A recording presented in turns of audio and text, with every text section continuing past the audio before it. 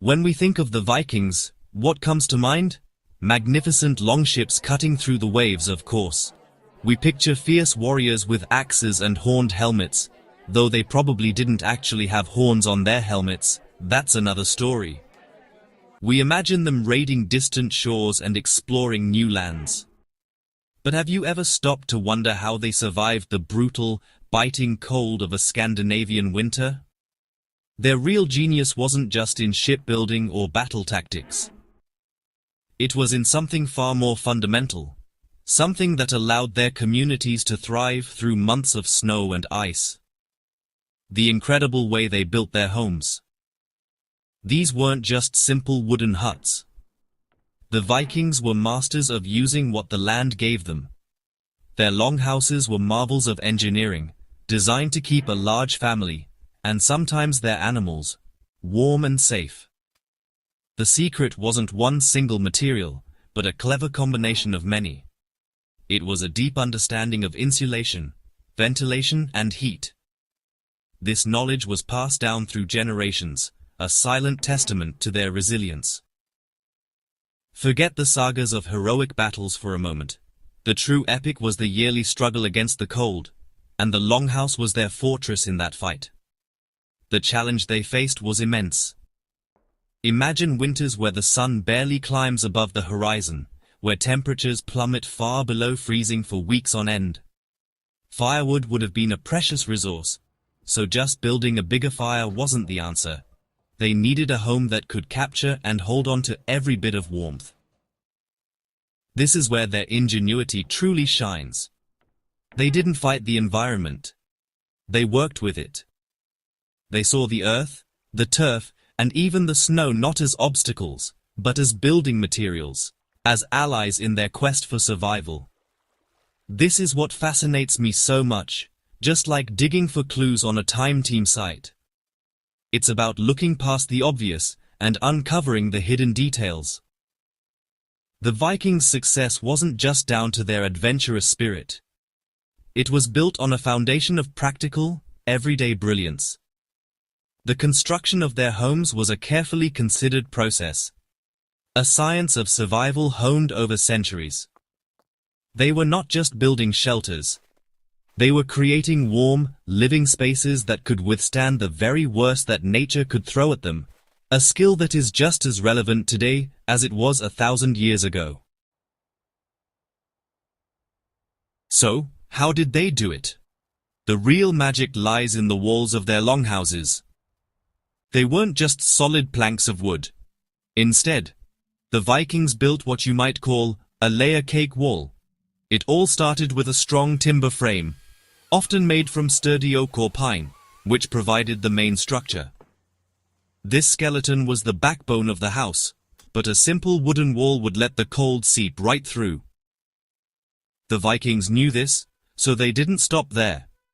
This frame was just the beginning of their clever insulation strategy, a framework for a much more complex and effective barrier against the winter chill. The next step was to fill the gaps in this timber frame. Here, they used a fantastic combination of materials straight from the local landscape. They would tightly pack in layers of turf, which is essentially blocks of earth with the grass still attached. Between these turf blocks, they would smear a thick layer of clay mixed with straw.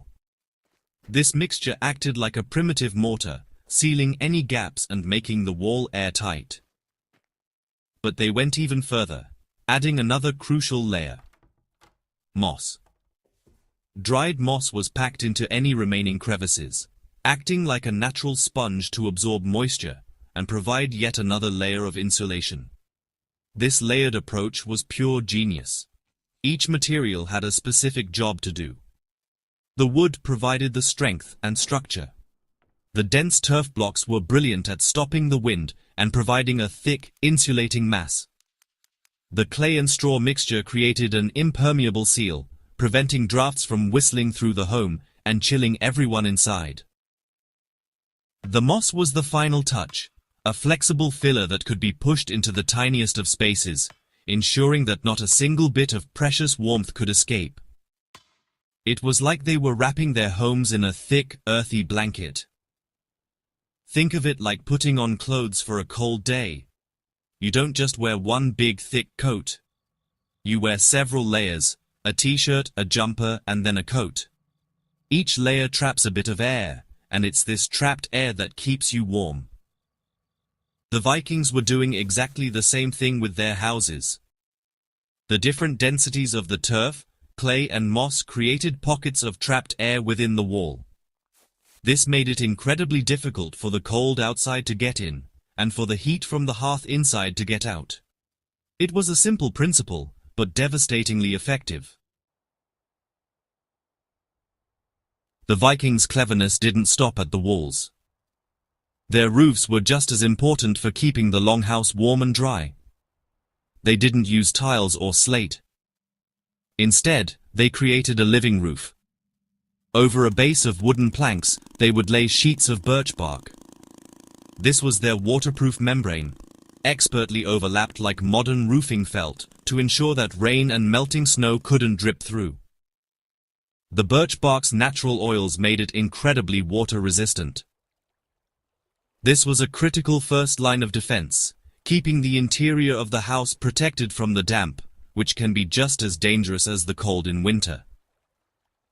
On top of this waterproof birch bark layer, they piled on thick layers of sod, or turf, just like the kind they used in the walls. This heavy layer of earth did two things. Firstly, it held the birch bark firmly in place, even against strong winds. Secondly, and most importantly, it was a phenomenal insulator. Grass and other plants would often continue to grow on the roof, which is why we call it a living roof. When winter arrived and snow began to fall, it would settle on top of this turf. The snow itself would then become another fantastic layer of insulation, trapping the house's heat even more effectively. Down below, the floor was also carefully considered. Viking longhouses didn't have wooden floorboards like we do today. The floor was usually made of stamped earth, beaten down until it was hard and flat. This might sound cold and uncomfortable, but it was part of their heating system. The earth floor acted as a giant, low-tech storage heater. During the day, the heat from the central hearth would slowly soak into the packed earth. Then, as the fire died down at night, the floor would gradually release that stored warmth back into the room, helping to maintain a stable, comfortable temperature. The hearth itself was the heart of the home, a long rectangular fire pit that often ran down the center of the longhouse. Its placement was crucial. Being in the middle meant the heat radiated outwards, warming the entire space evenly. There was no chimney as we know it. Instead, a simple hole in the roof, often with a wooden flap or cover, would let the smoke out. This might seem primitive, but it prevented all the precious warm air from rushing out, which is exactly what a modern chimney is designed to do. They controlled ventilation carefully to keep the warmth in and the smoke out. So what can we learn from these ancient builders? It turns out, quite a lot. These Viking construction methods are not just historical curiosities. They are packed with practical lessons that are still incredibly useful today. For anyone interested in cold weather camping or building an off-grid cabin, the Viking Longhouse is a masterclass in sustainable design. The principle of using layered, natural materials for insulation is something we can easily adapt. Instead of just relying on a thin tent fabric, think about how you could use a tarp, a blanket, and even a pile of dry leaves or snow to create a multi-layered, heat-trapping shelter. The idea of the sod roof is also making a comeback in modern, eco-friendly architecture. Green roofs, as we call them now, are fantastic insulators, reducing the need for heating in winter and air conditioning in summer. They also absorb rainwater and provide a habitat for wildlife. The Vikings understood this 1,000 years ago. They knew that working with nature rather than against it was the key. They saw that a thick layer of earth on the roof was far more effective at keeping them warm than simple wooden planks could ever be. It's a powerful reminder that sometimes the oldest ideas are the best. Even their ventilation strategy holds a lesson for us. We often think we need to seal our homes up tight to keep them warm. But this can lead to damp and poor air quality.